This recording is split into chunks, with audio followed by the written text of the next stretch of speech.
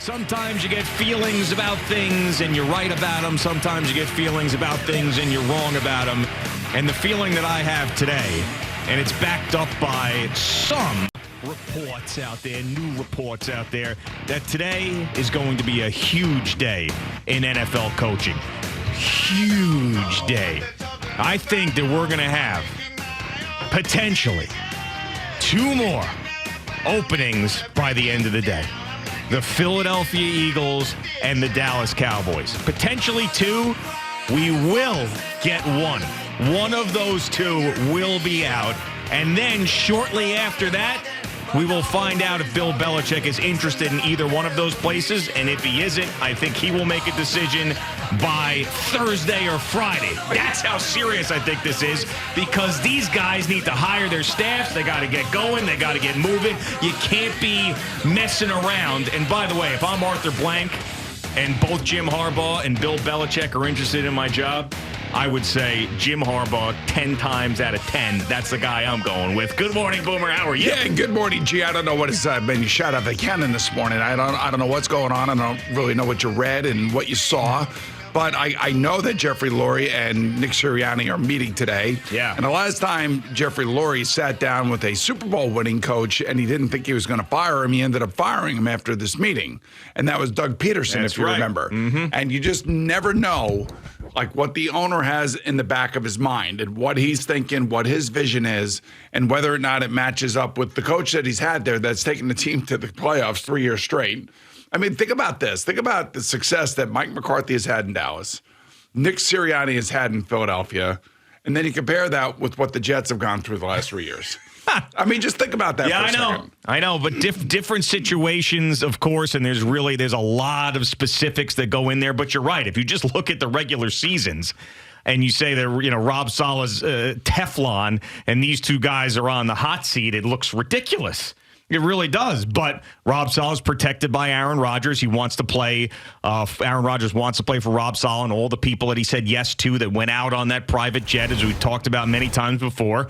And when you're a team that has recently won a Super Bowl like the Philadelphia Eagles and fell apart in the way that they did, with a fan base that's throwing popcorn at the coach when he's leaving the field, and then when you're Jerry Jones, when you're 110 years old and you haven't seen an NFC Championship game since the mid-'90s, I mean, these are 2 places that's not like the others. Which place is not like the others? There's a few of them in the NFL, and those 2, Dallas and Philadelphia, certainly are. Yeah, the hard thing for me, and I don't want to speak for Dallas Cowboy fans, I just look at it from a completely objective bystander. Mm-hmm. And what I see is a quarterback who has basically been brought out and played his best year as a Dallas Cowboy I don't player. think he's going anywhere. I know that, but I'm just saying the coach brought out the best in the quarterback. Yeah. And that is the most important relationship in sports. The head coach in the NFL and the quarterback. If you look at all these teams, the 8 teams that are left, you look at the head coaches, you look at the quarterbacks, those relationships are primed for success. And there are 2 organizations in particular that I look at right now that are telling me this is the way it needs to be done. And those 2 organizations are Green Bay and San Francisco. They are stabilized franchises with good quality leadership at the general manager level and the football division. They are great business, obviously, because of the growth of their particular teams. They have great, solid head coaches. They're not going to win a Super Bowl every year. They got young quarterbacks that, have figured it out now. And, those coaches could have been fired 3 times over as well. But, stability is the key. And, a lot of these times, those particular coaches get rated, because they've been so good at what they do that they end up, losing assistant coaches to either becoming head coaches themselves or becoming coordinators somewhere else. Yeah.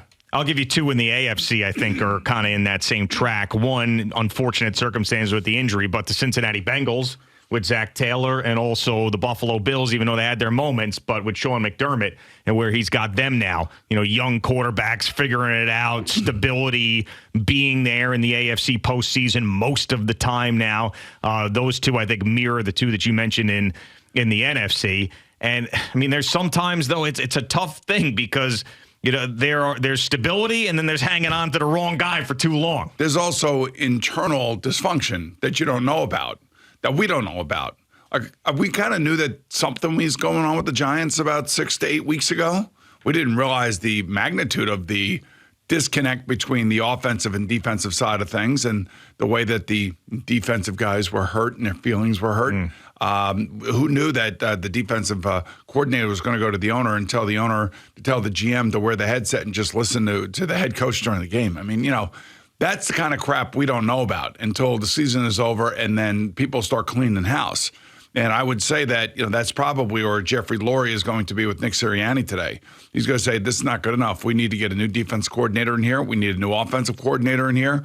We're spending all this money on Jalen Hurts. I can't have him regressing. We have to get him moving forward. We got to get him right. So, if Nick Sirianni doesn't have an answer for it, then he's going to be showed the door. And, it was interesting reading and listening to Pete Carroll. Pete Carroll does a radio hit every week in Seattle. He had one more hit after he had been let go by the Seattle Seahawks. And he basically said it wasn't the football people that let him go. It's not the football people. I have a vision. I have a precise vision as to how we have to get this thing back on track. They were 9-8. They didn't make the playoffs 2 years in a row now. He got the most as he could out of Geno Smith. They're going to have to find another quarterback is what they're going to have to do. And, he had a precise plan in place to get it done. And he was challenged in the meetings with their owner out there and a couple of other people in those meetings. And he felt like he was blindsided by non-football people that fired him in Seattle. So, we never know how these owners are thinking. We never know what's going through their minds. We never know, what the fan base or how they're listening to the fan base. I guess if you're Jerry Jones, if you're listening to your fan base, they want Mike McCarthy gone. But see, the history of Jerry Jones is with these head coaches is he doesn't listen to the fan base. Which is great. I mean, I love the stability part of it. But it might be different now because he's older, and this was a really, really bad playoff loss when they were a big favorite and they got killed at home. I mean, that might change things. And I think that with Jeffrey Lurie, I don't think it's listening to the fan base as much because the Philadelphia fan is as crazy as any fan there is. It's more looking at what happened. You lost both of your coordinators, and this team completely fell apart. You had no answers. You didn't get it back on track. And it looked to me like half the team didn't want to play in the playoff game, and you got your asses kicked by a team coached by Todd Bowles. What? Tell me how that happened. I mean, were you a fraud last year? No, they weren't a fraud last year. They were great last year. I'm saying, was he a fraud? Was he a fraud just riding a better roster with two better coaches on his staff? Well, I mean, again, at the beginning of the year, I don't know how many times I must have said it, that the loss of those two coordinators is going to be big for the Philadelphia Eagles. Can they replace them? And it looked like for about 10 weeks in the season that they were able to replace them. But much like what happened in Buffalo, what happened in, Pittsburgh, where they fired offensive coordinators in the middle of the year, they kind of rearranged their defensive staff. That never works. When you're keeping guys in the building and you're kind of demoting people, and you're having another guy jump over another, that creates so much insecurity and so many problems amongst the guys that have to go to work and work together each day. You're just better off letting a guy go if you can and get away with it like Buffalo did and like Pittsburgh did to some extent. But the Joe Brady thing in Buffalo is real. I mean, James Cook has become a real significant part of that team since Joe Brady took over. And that wasn't the case prior to that. And maybe there was just another, voice that needed to be in the ear of Josh Allen. And it's too bad for Ken Dorsey because he's a good coach. He's not a bad coach. He didn't get worse over the last 3 years. I think what ended up happening is that, Josh ends up doing his own thing on the field, and you got to sometimes couch these personalities and these egos, and you need somebody else to sit them down and say, look, we can't make these mistakes in the red zone. And with the exception of the Miami game, their last game in which they did win, where he was trying to play a little hero ball and got a little loose with the ball, for the most part, 6 out of the last 7 games, he's been the MVP of the league. Yeah, and you mentioned the Steelers. Mike Tomlin reportedly told his team yesterday that he is not going anywhere, and these rumors about him taking a year off are unfounded. So we will see if that holds up to be true. He's got to get a contract extension. He's only got 1 year left. That's right. He's not going to be a lame duck guy. And, according to everybody, Coach Cowher has always said to me that the Steelers don't negotiate during the season. They just don't. They'll let him get to his last year, and then they'll give him an extension. I mean, that's just kind of how it works. But I think for a guy like Tomlin, he probably sits here and he sees all these job openings, and he sees all these numbers that these guys are throwing around and the amount of money that they're making. Yeah. I'm sure he's paid well. I'm sure Pittsburgh pays him well. We'll never know what they're paying him because they don't discuss contracts, and that's the way it should be. They don't have agents with loose lips.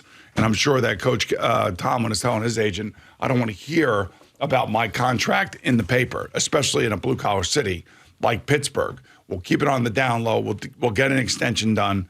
He's not going to be there on a one-year deal. That's just not going to happen. Because if he needs to hire a new offense coordinator, he's got to make a decision about his quarterback. He's got to make a decision about his offense coordinator. He won't be able to acquire somebody that he would really like if he doesn't have a contract extension. And there's also the side of it where he might get a contract extension put in front of him and he doesn't want to sign it because he wants to be a free agent himself. It says, I'll see what's open next year and maybe I just want to leave and go somewhere else. And this is enough of this place for me and I want to change. I mean, that could happen too. And because as we've seen in New England, sometimes enough is enough. Now, this was a miserable year for the New England Patriots, not so much for the Pittsburgh Steelers as they kept it together and went to the playoffs. But sometimes these things get stale. I mean, the league is not the same as it was when Chuck Noll was the coach for 1,000 years, and then Bill Cowher was a coach for a while. I mean, some of these places it gets stale. There's patience runs out from either but I would side. say, to me, following the league, knowing these teams, pretty much as well as I do, like Pittsburgh and Cincinnati they run the organizations the same way. Like they do not bow to fan pressure. They don't. I mean, they try to stay the course. They try to stay stable. That's why Marvin Lewis lasted, 16 years. He was going toe-to-toe with Bill Cowher every single year, twice. And they were always going against each other. And Marvin came off of Bill Cowher's staff. So like those two organizations, they are, even though the Bengals sometimes do get laughed at. I mean, they're a very successful organization, and they have been. And they, now if Joe Burrow could just stay healthy, they'll have another 10-year run in them. Yeah, I mean, this is going to be a really important year for him to stay on the field and get back into that conversation. It's got to drive him nuts that Patrick Mahomes and Josh Allen are going up against each other in this divisional playoff round, and one of those guys is going to go to another championship game, and he's just sitting on the sideline because of this injury-riddled season that he had to deal with. And, of course, that same thing happened in his rookie season where he blew out his knee. Yeah, I kind of feel like Lamar Jackson wants to break up the Mahomes and Allen party. You know what I mean? I feel like he's a different type of player this year. I just kind of feel like he cannot wait to get on the field on Saturday. I'm telling you, he's been different all year long. You could see it in the way that he plays. He has all the secondary stuff that we're used to seeing, but he's so much better in the pocket and so much more accurate now. And I feel like he's matured. I feel like he's ready to rock and roll. Like there's expectations. He knows it. And I think he's going to live up to him. Yeah, and he's going to have a test with a young quarterback and a good offense that he's going to have his defense go up against. And the Houston Texans, that'll be the first game. And with these teams on a bye, you forget how good they are sometimes because we don't talk about them for a couple of weeks, and all of a sudden they jump back on the field. We go, oh, that's right. These guys were the 1 seed for a reason. In these coaching searches, the offensive coordinator for Miami is a big guy that's getting a lot of play. McDonald, the defense coordinator for the Ravens, is getting a lot of play. Raheem Morris, the defense coordinator for the Rams, is getting a lot of play. And, they're all coming from that same group of Kyle Shanahan, Sean McVay, all of those people. And that's the way the NFL is going now, especially offensively. That's why everybody believes that Bobby Slowick, the offensive coordinator for Houston, is going to get a job, and he's going to be a head man. And, the Panthers would probably love him to work with Bryce Young because he just got done working with C.J. Stroud, or he's in the middle of working with him.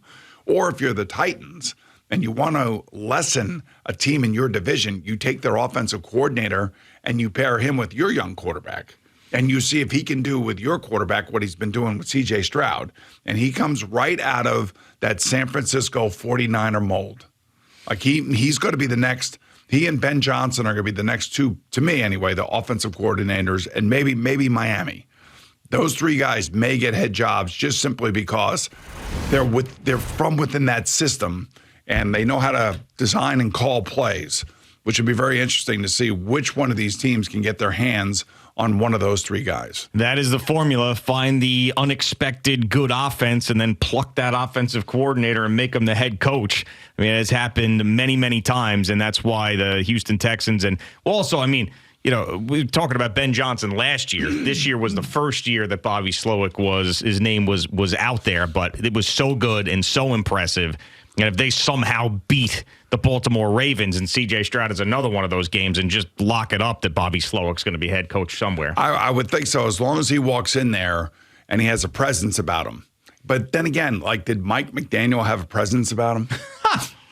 No, I don't think so. No, he probably did not. That came out of nowhere. Yeah, no, it absolutely did. We had just learned about him a couple of weeks prior because he gave this really funny press conference because the coordinators talk on Thursdays, and he gave one of his patented press conferences, and one of the things he said went viral, and we're like, well, look at this guy. We didn't even know this guy existed out there in San Francisco. I just thought it was just Kyle Shanahan. Who the hell is this guy?